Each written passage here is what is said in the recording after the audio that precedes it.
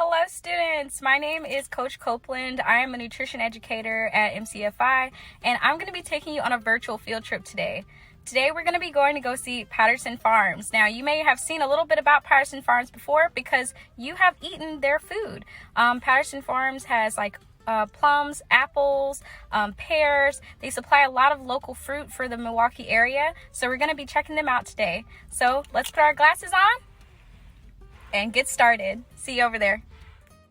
All right, so on our way there, I'm going to tell you a little bit about where we're headed. So Patterson Orchards are in New Berlin, Wisconsin, which is about 25 to 35 minutes outside of Milwaukee, okay? The current owner of this family-owned orchard is Jay Patterson. He is a third-generation farmer, and he took over the orchard from his dad. You might see a little bit of clips about him here and there, but we didn't really put him on the screen as much, so just wave to him when you see him, and he's going to be the person talking with us, okay? Today we're going to be seeing part of how the apples are washed and prepped. We're going to walk through the orchard, and we're going to check out the storefront market. All right, so if you're ready, let's go. My dad planted the orchard in 1947 here, and then my dad kind of, fully took it over after a while, after my grandpa got older. Right. And then eventually I took over as third generation. So this is a family orchard. Yep. It started out with probably like 2 trees, and now it's like a bunch of trees. A whole bunch of trees. Yeah. Yep. This orchard here, we got about 800 trees. Oh wow! So I wouldn't want to walk through the whole thing. That seems like a couple laps, isn't it? Yeah, it's a little bit. And then in the town of Raymond, we have about 4,000 trees.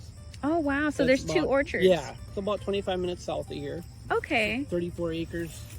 This is just 8 acres. Welcome to the orchard. We are walking towards Paula red apple trees. So before too long, I'm going to be asking Jay some questions. You'll see them posted on the screen and you'll hear him answer them. So let's get started. Themselves, how long does it take the trees to grow? So the trees, it's about 4 to 5 years before we get a crop off of them. Mm-hmm. And then we let them grow till about anywhere between 25 and 35 years old. Oh wow, so they last for a really long time. Yes, and then once they get to that age, then we'll cut them down and then replant. Right. Just to rotate out. So when doing different types of apples, do they need different treatment for the trees, or is it kind of like a general rule of thumb? It's pretty general.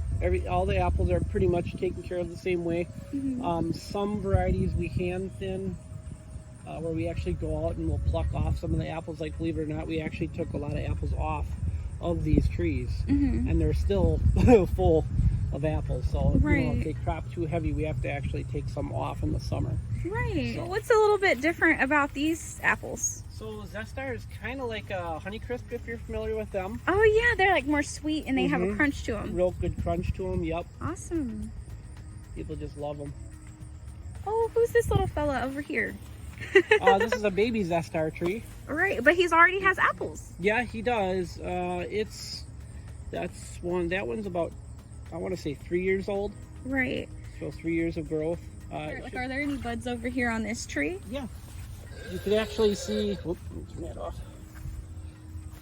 You can actually see like next year's buds. That one would be next year. Okay. There's a bunch right, like that one would be a bud for next year.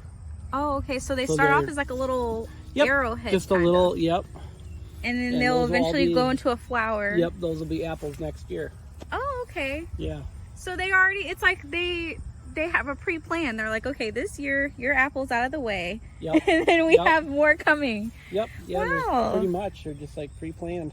That is so cool. It's so cool because see here, you can see that these are green. Yep. So they're still growing, but then right next to him, he's ready to go. Yep, ready to go. Yep. So it's like they're all growing at their own pace, but they still need to be picked at a relatively like similar time.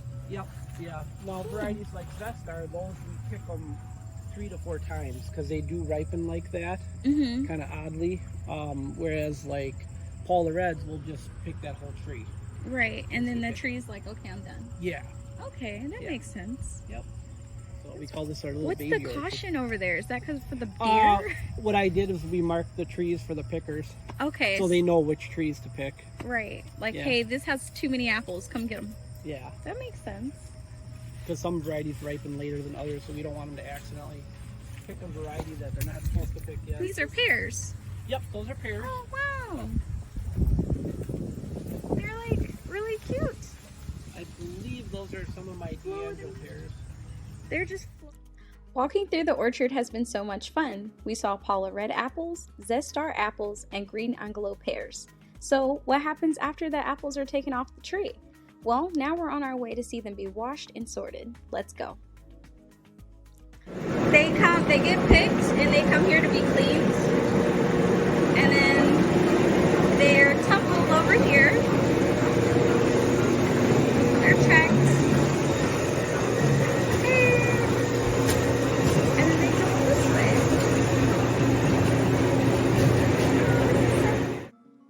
This is a part of the apples cleaning process.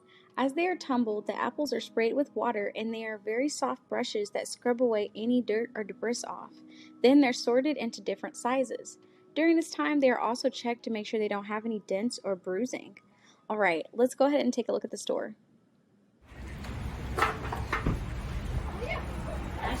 So this is the store. Yep.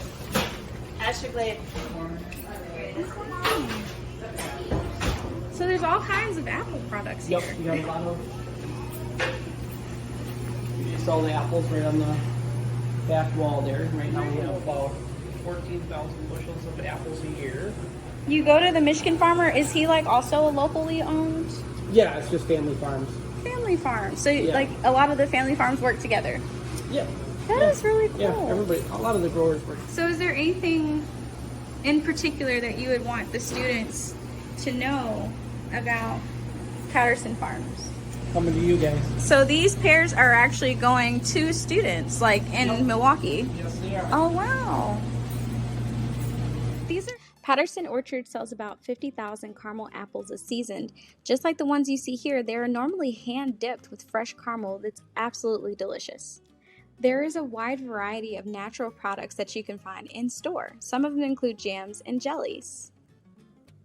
Patterson Orchard sells around 10,000 apple donuts each year and around 15,000 gallons of cider. You can find Patterson products at places that source local and are always available at like farmers markets or even places like Outpost. Overall, Patterson and other local farmers work together to be able to provide us with fresh, nutritious, and pretty delicious snacks that are homemade.